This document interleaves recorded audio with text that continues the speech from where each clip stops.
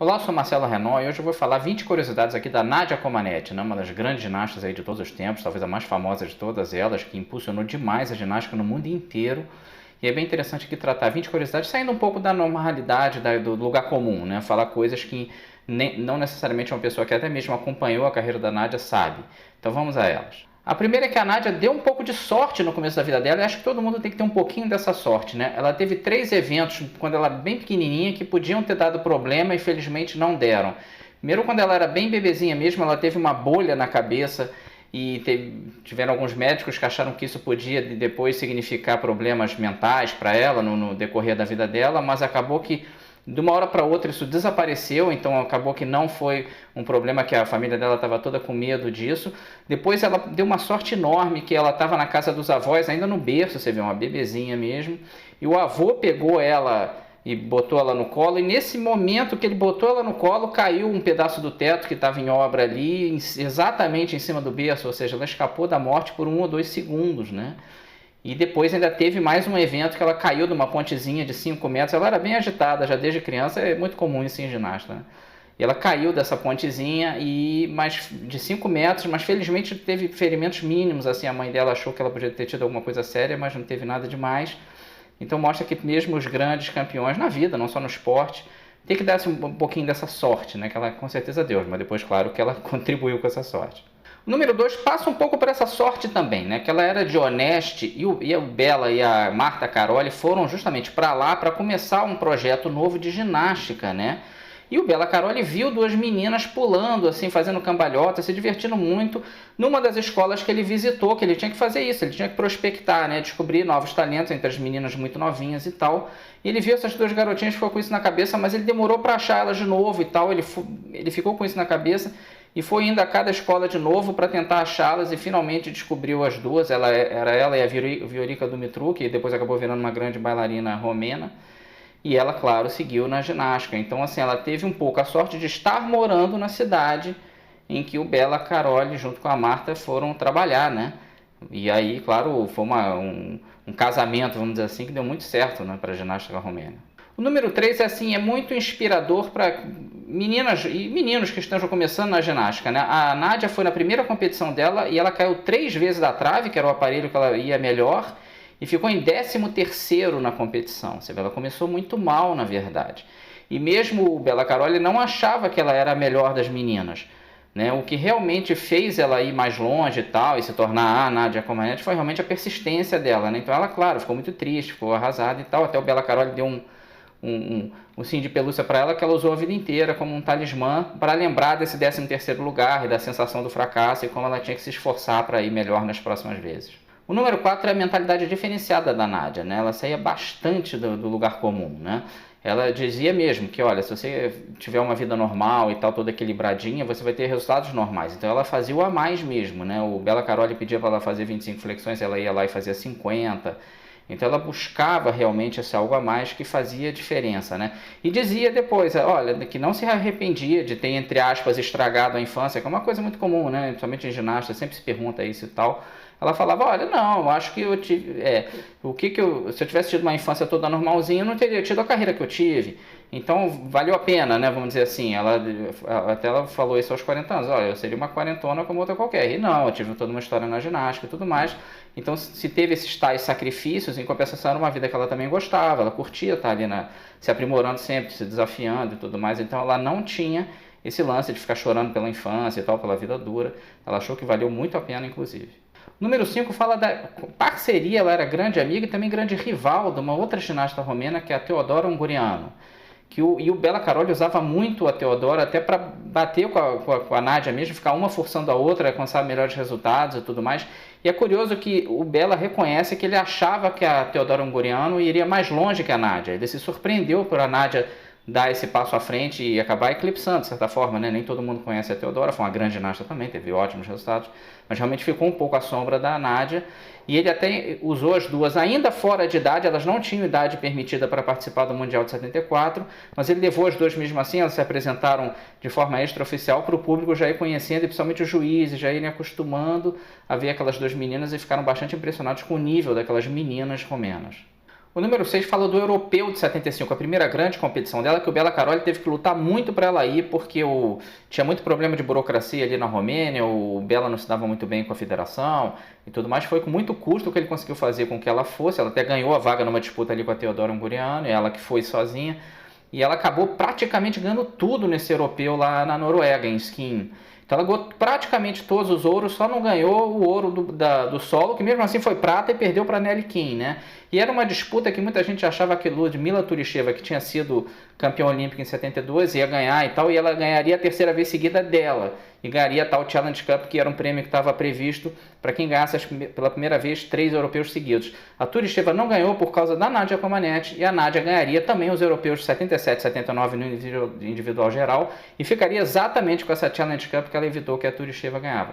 Então foi ali que ela começou a se projetar para o mundo, não na Olimpíada de 76, como muita gente acha, já ali no europeu, que praticamente era o mundial, porque os Estados Unidos não tinha força ainda, a China também não tinha, então a Europa era realmente o centro do mundo da ginástica, então ganhar o europeu praticamente era a mesma coisa que ganhar um mundial, e ela praticamente ganhou todas as medalhas de ouro ali, e a única que ela não ganhou ainda foi prata. O número 7 fala do Bela Caroli, a importância dele para ela, e não só de ser o treinador da Nadia, isso é uma coisa que muita gente foca só nele ter sido treinador e tal, depois seria treinador de várias outras grandes ginastas americanas, a Mary Lou Retton, né, Phoebe Mills, aí foi que foi, né, um monte de gente. Mas realmente a importância dele foi mais brigar pela Nadia, né, brigar não só internamente na Romênia, com a burocracia toda estatal do comunismo romeno, como também criar a narrativa da grande ginástica que estava surgindo, porque era muito comum na época, isso durou muitos anos, de a bandeirinha pesar muito, e a Romênia ainda não tinha grande tradição na ginástica, então seria muito comum a Nadia Comaneci, por exemplo, se ele não fizesse nada, se ele fosse quietinho, se ele fosse um cara discreto, da Nadia chegar em Montreal, por exemplo, fazer uma apresentação nota 10 e ela tirar um 9,80 ou 9,85, seria muito comum isso, porque os juízes olhavam para a tradição dos países, né? E isso ia atrapalhar ela. Então ele foi levando ela nas competições, levou ela na American Cup, que depois eu vou falar na frente, que tem a ver com a vida pessoal dela, levou na Champions Hall na Inglaterra, levou a vários torneios, foi acostumando o povo com a Nadia Comaneci, né? Então ele soube brigar, ele acuava os juízes, ele brigava muito, ele esperneava, fazia grandes gestos, assim, chamava a torcida contra a arbitragem se ele achava que tinha sido algum roubo contra uma ginasta dele. Então, e isso foi muito importante. Talvez um técnico quietinho, discreto, não tivesse projetado de forma correta a grande ginasta que ele tinha. O número 8 fala do falso mito da Nadia Comaneci chegar e surpreender o mundo em 76. Olha, ela surpreendeu o mundo leigo, claro, quem não acompanhava a ginástica, não conhecia, só conhecia a Olga Korbut, que vinha de 72, a Turisheva, e não conhecia o resto, então é normal. Mas o mundo expert não, ela tinha sido votada a ginasta do ano de 75, porque ela passou o carro no Europeu de 75, então ela chegou badalada na verdade, tinha acabado de ganhar a American Cup, então é um pouco mentira isso, não é um mito, que é lenda urbana que vai se propagando com o tempo, mas na verdade ela era bem conhecida assim, e se esperava que seria uma batalha dela com a Olga Korbut na Olimpíada de 76, mas acabou que foi mais ela e a Nelly Kim, né? A Nelly Kim que pegou o espaço da Turisheva e da Olga Korbut e brigou ali com a Nadia Comaneci, conseguiu até 2 notas 10 na Olimpíada também. Número 9 fala, claro, do brilhantismo dela na Olimpíada de Montreal, né? Ela foi o grande nome da Olimpíada de Montreal, não só na ginástica, como um todo, foi o grande nome da Olimpíada. E ela realmente conseguiu não só ganhar o individual geral, né, ganhar ainda por cima a trave e as assimétricas, como conseguiu 7 notas 10, depois só a Daniela Silvas conseguiria empatar isso em 88. Mas ela conseguiu uma coisa praticamente impensável, que ela conseguiu 4 notas 10 nas 4 apresentações dela nas assimétricas, né? Ela foi perfeita do começo ao fim nas assimétricas. E ganhou 3 notas 10 das 4 apresentações que ela fez na trave. Então esses 2 aparelhos realmente ela dominou. E o solo ela ainda tinha um problema no tornozelo, senão provavelmente ela teria ganho o solo também. Acabou que a Nelly Kim levou o solo, ela ficou só com o bronze, né? Então ainda tinha um problema físico ali, mas mesmo assim ela brilhou intensamente, conquistou o mundo, realmente foi uma loucura. As apresentações dela foram lindas, e até a União Soviética, que raramente fazia isso, reconheceu que a Nadia Comaneci ganhou mesmo, que tinha muito essa briga, né, de que a arbitragem roubou e tudo mais, mas dessa vez não. A própria União Soviética reconheceu que a Nadia Comaneci ganhou mesmo, e quem vê a competição não tem a menor dúvida disso. O número 10 é que ela, claro, voltou de Montreal e aí descobriu a grande potência que era a Olimpíada. Ela jurava que não sabia que a Olimpíada era tão importante assim. Aí foi uma tremenda festa na Romênia. Ela fez várias apresentações até para o Ceausescu, o ditador e tudo mais. Mas uma vez a coisa murchando, ela voltou à vida totalmente austera. Ela falava que ela voltou até a dormir, como ela fazia antes, na cozinha com o seu irmão e sua mãe, porque era onde tinha aquecimento. Você vê, ela dormia na mesma cama, mesmo no dormitório, com várias outras meninas ali para se preparando para as competições. Não mudou praticamente nada, é a vida dura do comunismo, né? Não teve esse grande plus de ganhar muito dinheiro e tal. Praticamente ficou tudo igual. Ela ganhou um outro privilégiozinho, mas de grande coisa mesmo, não. Ela continuou com a vida muito parecida, inclusive. O número 11 fala do Europeu de 77, que aconteceu uma coisa muito curiosa. Ela ganhou o individual geral e tudo mais, mas na apresentação da trave, a Romênia saiu da competição. E ela tinha tudo para ganhar, que ela já tinha levado um 10 antes e se arrastava a nota do preliminar para a final, né? Mas o Bela Caroli teve um ataque lá de pelanca, para não dizer que o Bela só ajudava, nessa vez ele atrapalhou realmente. O povo romeno viu aquilo, achou que ele estava reclamando muito e que então a Romênia estaria sendo roubada. A própria Nadia Comaneci acho que não estava. Eu mesmo vi essa competição, olha, não pareceu. Notas normais ali, uma outra coisinha aqui para lá, mas nada demais. Mas ele fez um escarcéu e os dirigentes romenos ordenaram a retirada da Romênia. Então foi no meio da prova da trave, na hora que o Teodoro Unguriano inclusive ia se apresentar, tinha chance boa de medalha também vinha de nota boa no preliminares, as duas saíram e a Nádia, que tinha tudo para ganhar mais essa prova, não ganhou por causa disso, né? Teve esse lance político aí que deu muito o que falar, atrapalhou até o Bela Caroli dentro da Romênia mesmo. O número 12 fala da ida dela para Bucareste, né? Teve justamente esse problema do Bela Caroli ter criado tanto a briga internamente na Romênia. Tiraram todas as meninas da mão dele, ele teve que trabalhar com novas meninas, que até algumas ele levaria para Moscou. Mas a Nadia Comaneci, a Unguriano e várias outras mais famosas foram para Bucareste, e ali todas elas perderam a forma, elas começaram a ter uma vida um pouco mais, vamos dizer, de adolescente normal, mais badalada. Treinavam sim, mas bem menos, porque o Bela Caroli era muito exigente. E ali, sem os olhos dele, né, a coisa deu uma complicada, ela ficou... subiu muito o peso ali, o que praticamente inviabilizava a vida dela de ginasta e tal, e aí meio que em cima da hora do Mundial de 78, ela mesma pediu pro Bela Caroli para ajudar ela a voltar pro Mundial, que ela queria a vida dela de volta, ela não estava feliz ali, apesar de estar com essa vida um pouco mais normal, ela queria voltar a ser uma ginasta de elite. E ele falou, olha, tudo bem, mas você vai ter que treinar que nem uma condenada, que faltava muito poucas semanas para o Mundial. Ela treinou bastante e tal, não foi a melhor competição da vida dela, longe disso, talvez até tenha sido das grandes competições a pior. Ela foi quarto lugar no individual geral, porque ela caiu das assimétricas, as mesmas assimétricas que ela tinha sido perfeita em 76.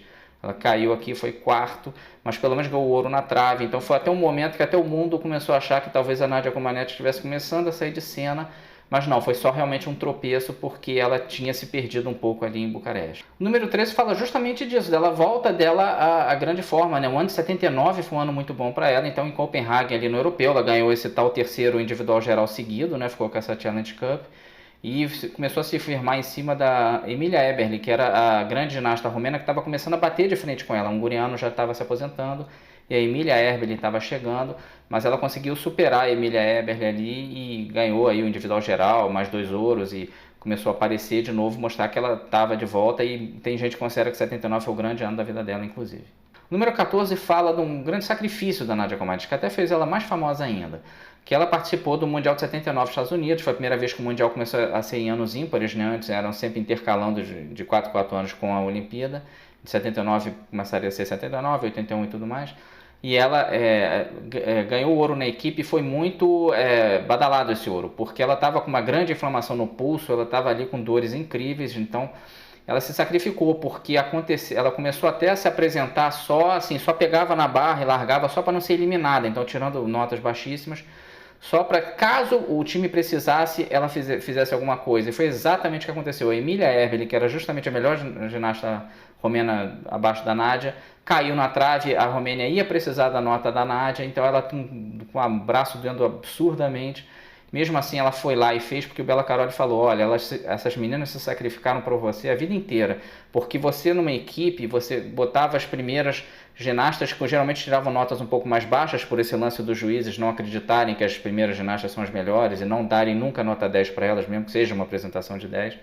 Então você vai botando as menos boas, vamos dizer, primeiro, e deixa a que você acredita que vai ganhar no fim, era sempre a Nádia.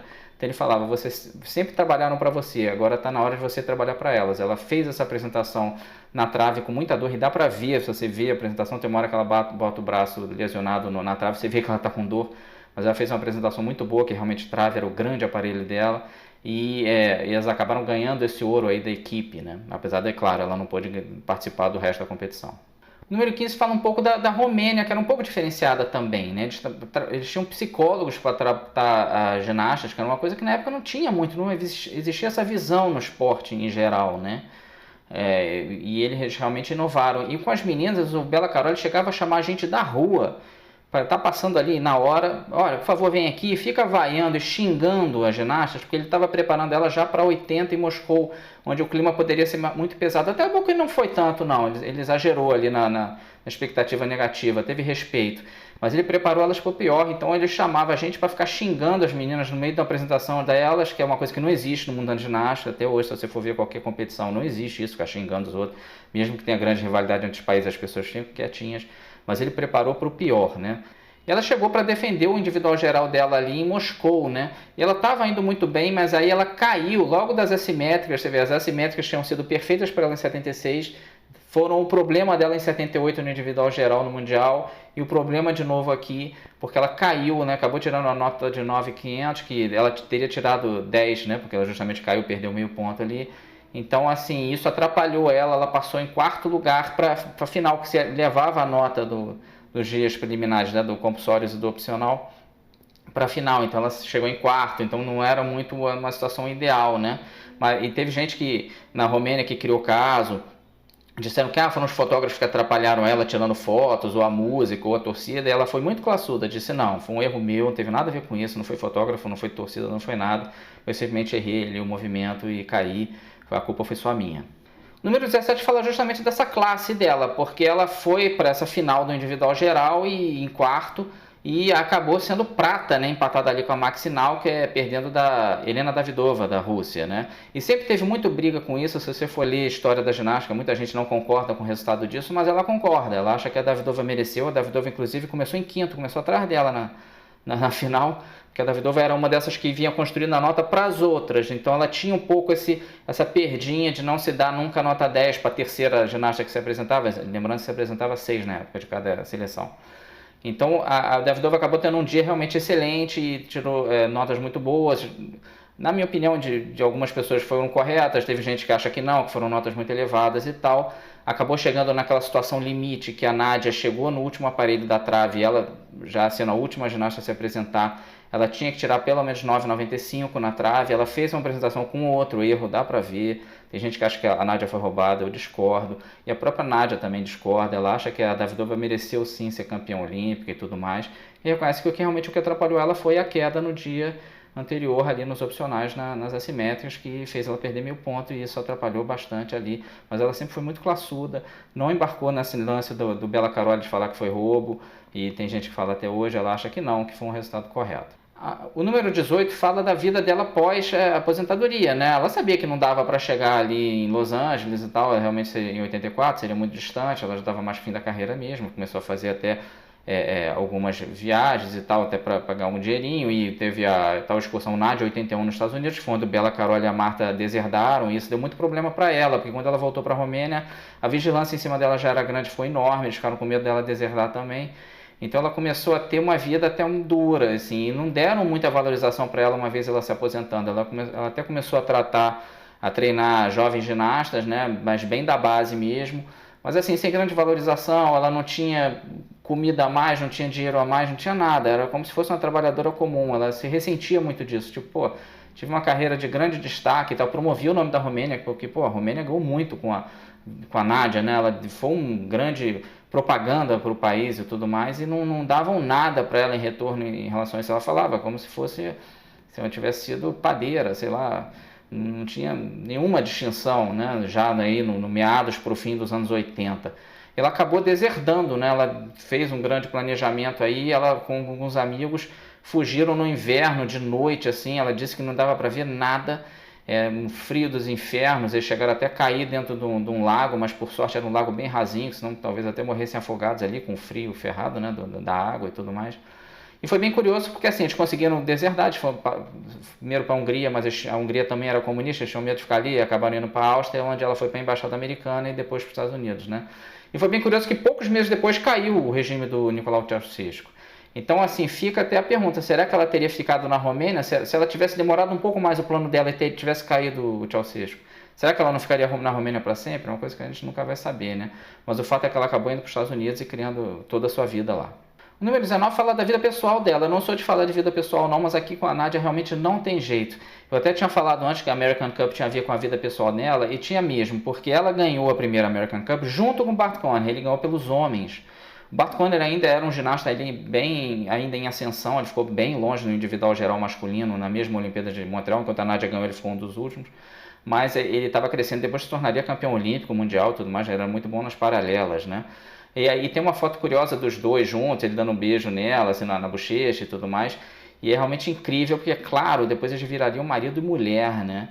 Mas isso não foi imediato, assim que ela chegou nos Estados Unidos, eles tiveram um caso, não foi assim. Ela até morou um tempo até em Montreal, depois voltou para os Estados Unidos até a pedido dele. A coisa começou até um pouco o romance pelo telefone, não foi aquele lance super rápido, mas foi acontecendo e tudo mais, né? E o número 20 fala exatamente da consumação da coisa, né? Eles se casaram, ela voltou para a Romênia, depois de muitos e muitos anos. Ela tinha medo de como seria a recepção dela, porque ela tinha deserdado e tudo mais, mas foi uma recepção assim de rei e rainha, porque realmente ela parava em cada cidadezinha junto com o Bart Conner. Ela foi lá para se casar com ele foi inclusive pedir a mão dela para o pai dela, e uma coisa bem conservadora zona mesmo.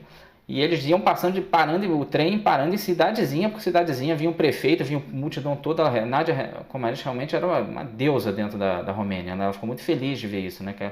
Como ela era valorizada. Como ela não tinha sido na época do comunismo, agora que não tinha mais comunismo, ela era. E eles tiveram realmente um casamento assim de rei e rainha, porque foi acompanhado pelo país inteiro, passou ao vivo na TV. Foi uma loucura e foi aí uma coroação máxima aí de uma das maiores figuras da história da Romênia, não só no esporte, mas do país mesmo. Talvez a Nádia Comaneci seja a romena, homem ou mulher, mais conhecida do país em todos os tempos, né? Talvez como Pelé aqui pra gente, né? Realmente eu acho que é bem por aí. E ela realmente levou o nome do país muito à frente. A Romênia passou a ser fortíssima na ginástica a partir da geração dela. Claro que também o trabalho do Belo e da Marta Caroli, de muita gente, óbvio que não foi só ela. Mas realmente ela mudou a história não só dela, como do país também, né? Então esse foi Marcelo Renault tratando aqui 20 curiosidades da carreira da Nádia Comaneci, essa ícone aí total e absoluta da ginástica, né? Uma atleta de grande precisão, graça, elegância, né? Grande beleza, que mudou aí para sempre a história da ginástica do país dela e do mundo mesmo, né? Um grande abraço.